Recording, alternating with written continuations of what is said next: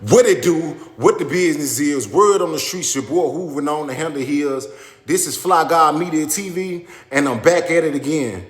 Listen, I ran across a podcast clip of Micheal Beasley talking, running his mouth like he always do, saying that Ja Morant issues that he went through earlier in his career, because he's not going through no issues now, as a young man, was directly tied to Tee Morant, which is his father, being immature, saying that Tee Morant was afforded to be able to go back and time travel and live the life that he wanted to live because Ja Morant is a millionaire. Me as a black man who had a father, I have a father, he's alive, but my father wasn't present in my life as he should have been. My mother,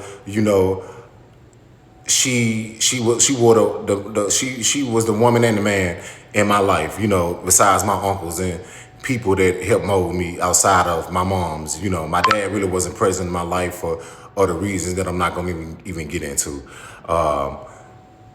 My dad wasn't there. So to hear him talk about a black man who was a present father who took care of Ja Morant and his sister pissed me off. Let me tell you who Tee Morant is. Tee Morant was somebody who was playing basketball professionally and pursuing his basketball dreams, I think overseas. Tee Morant found out that Ja Morant's mother got pregnant, and Tee Morant stopped that, got a job, provided for his family, and I think he had a part-time hustle as a barber, right? When Ja Morant became of age and started wanting to play basketball, Tee Morant trained Ja Morant. When Ja Morant was on, as he was coming up through the basketball circus and stuff like that, Ja Morant wasn't a 5-star recruit or 4-star recruit. I don't even think he was a 3-star recruit at one point as his recruitment, hence him being landing in Murray State. Tee Morant trained him. We all seen the videos of him having him jump over the tires, practice shooting in the backyard, him being on him. And, like Ja Morant called him his biggest hater because he always critiqued the little things. It don't matter if Ja Morant had a big game or not. So I just took offense to that as, because from everything that I researched, Tee Morant was a great father. For everybody who speak on Tee Morant says he's a great dude and he's a great father. But it's clowns like Micheal Beasley and people like Matt Barnes and people of that nature who are always speaking on Tee Morant. Let me tell you who Micheal Beasley was in his career. In 2009, shortly after being drafted, he entered a rehabilitation because of substance abuse.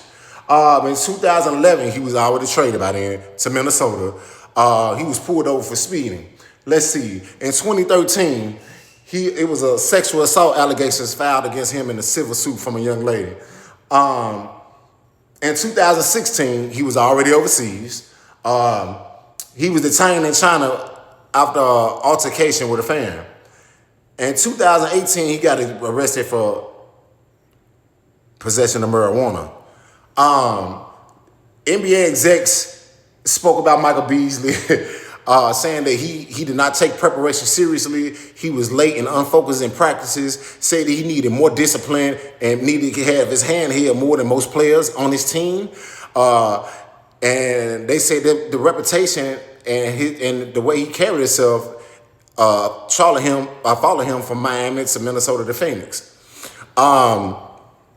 They say he was a good guy, but his teammates say he was a good guy, but he wasn't always locked in. So, what was your issues, Micheal Beasley? Why wasn't you locked in? Why did you have all those character issues? Why was you accused of SA? I think people like you need to shut up. You know what I'm saying? Because like it's an old saying that my grandma used to say, you can't throw stones if you live in a glass house. So dog, with all the checker stuff in your history and your background and stuff like that, Micheal Beasley, do yourself a favor. Shut up. And if you had a little more discipline, you would still be in the NBA right now versus playing in the Big Three. Now put that in your pipe and smoke it. This is Fly God Media TV. Shout out to all the black fathers, and not just black fathers, all the fathers around the world who's stepping up and taking care of their business like they supposed to. Holla.